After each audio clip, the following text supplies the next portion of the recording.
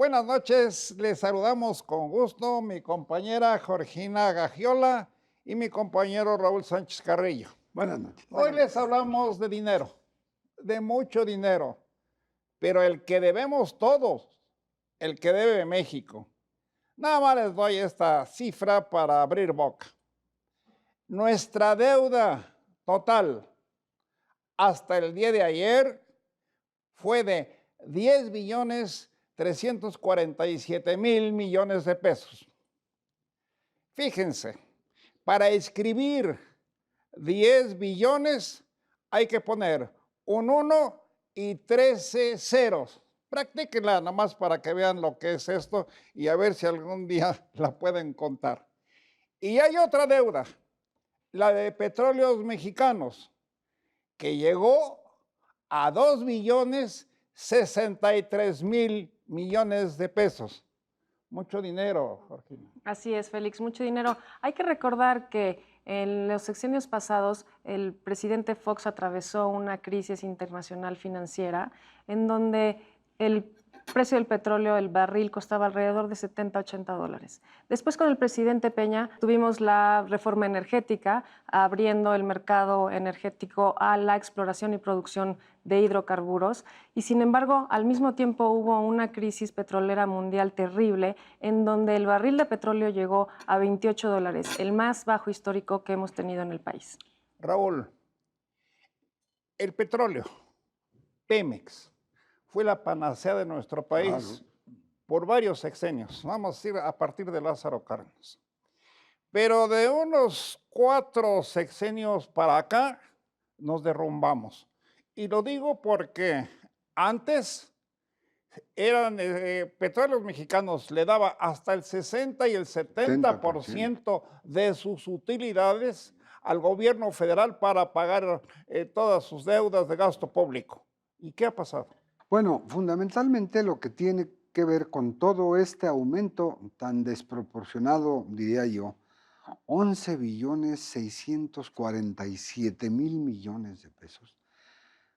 Si tomamos en cuenta en el análisis de los números, fueron en los sexenios de Vicente Fox, Felipe Calderón y Enrique Peña que aumentó más esa deuda que antes se tuvo todavía de modo manejable. Y conste que a Vicente Fox le tocó todavía una gran etapa de finanzas positivas al grado pues, de que repartió 100,000,000,000 de pesos, de dólares, perdón, entre todos los estados por las utilidades excesivas por barril de petróleo. Estas enormes cantidades, bestiales cantidades, yo diría, que mencionamos en estos momentos son impagables. En Petróleos Mexicanos se cayó la producción. Se cayó tanto que ahora solamente está produciendo 1,7 millones de barriles por día. Y todavía en el gobierno de Felipe Calderón era de más de 3 millones de barriles diariamente. Pero, Georgina, se habían firmado unos convenios de nuestro gobierno con empresas extranjeras para obtener, para sacar el petróleo de las profundidades, sobre todo del Golfo de México. Y esos convenios y esos acuerdos a los que se había llegado con varias empresas extranjeras fueron cancelados. ¿No crees que esto cause mayores problemas a nuestra industria? Bueno, precisamente el mes pasado lo que sucedió es que se hizo un préstamo con los 23 bancos nacionales y extranjeros de 8,000,000,000 de dólares a Pemex justamente para tratar de salvarla. Y también se acaba de renegociar la deuda la semana pasada justamente con aquellos bancos que hace 2 semanas dijeron que México estaba en recesión económica. Bueno, hoy hay que meterle dinero a Pemex, mucho dinero. Se habla, así en el corto plazo, de meterle 300,000,000,000 de pesos, 100,000,000,000 de pesos cada año, ¿Hay de dónde obtener este dinero, Raúl? Lo que sucede es que como se está manejando la política energética, en especial en el caso de Pemex, se tienen varias líneas como fortalecerlo, primero, con dinero del gobierno federal, al ya dejar de ser petróleos mexicanos del 70%, de 70 centavos de cada peso para el gobierno ya no será. Le van a regresar mucho dinero, pero también hay una propuesta de que la iniciativa privada pueda concurrir a invertir. De otra manera, pues están reconfigurando plantas o lo que vienen a ser refinerías y las petroquímicas que tuvimos en Cangrejera, en Pajaritos, que eran otro ingreso económico que suspendió. Raúl nos está diciendo que hay que meterle dinero a Pemex. Primero, dinero de nuestros impuestos. De todo lo que se recaude, que ya no es tanto, porque la verdad hasta en eso hemos estado a la baja, hay que meterle a Pemex. Y hay que ver, Georgina, si la iniciativa privada realmente está en condiciones y quieren los empresarios aportar sumas tan elevadas como las que se requieren para Pemex. Bueno, pues vemos que sí, los bancos están ayudando con la deuda y también hay que recordar que los ingresos del país son tanto petroleros, de las remesas y del turismo. Y yo creo que para toda esta protección de Pemex también se necesita seguridad. Ya hemos hablado de este tema del huachicol que también debe combatirse para que Pemex siga teniendo sus ingresos y para que podamos entonces repartir esos ingresos en todas las necesidades que tiene el país. A ver, Raúl, nos habla Georgina del huachicol, que realmente ha sido una pesadilla y una carga extra para la empresa.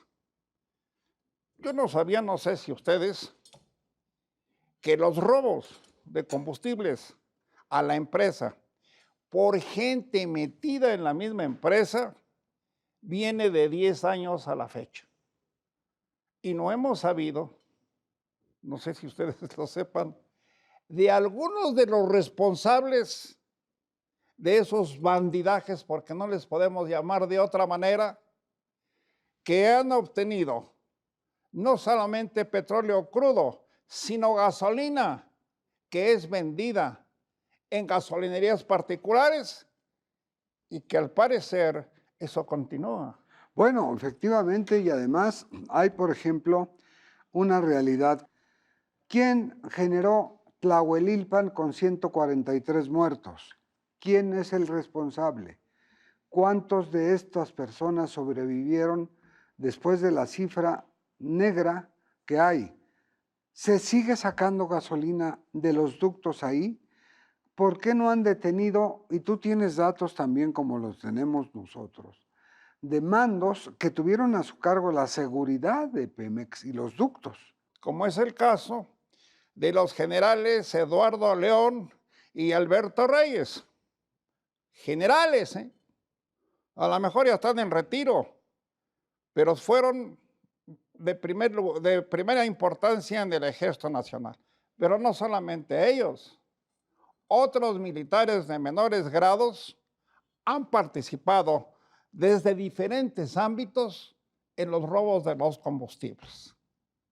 Y también aquí surge la pregunta, ¿por qué no hemos sabido, por qué no hemos visto que a los responsables, sean militares o sean civiles, se les ha detenido y se les ha consignado como merecen y de una vez frenar esta cadena enorme que se ha suscitado en contra del patrimonio de México, de petróleos mexicanos, por tanta gasolina que se roban y combustibles en general?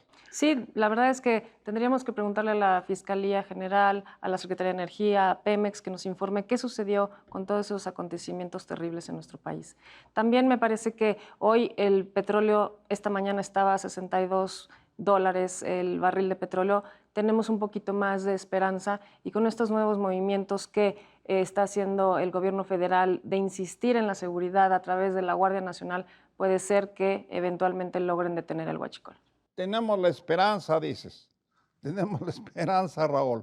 y ojalá que esto sea posible, que realmente Pemex vuelva no ser lo que ya fue, sino medianamente que crezca, que vuelva a producir por lo menos 2.7 millones de barriles por día, como es el propósito de la actual empresa y del gobierno federal. Y ojalá que estas renegociaciones que fueron hechas la semana pasada con los bancos HSBC, JP Morgan y una japonesa nos sirvan no de algo, sino de mucho, de financiar la extracción del petróleo de los mantos, sobre todo del Golfo de México, pero no solamente el petróleo de las orillas del mar, sino también desde la profundidad. Claro, porque no tenemos ningún país,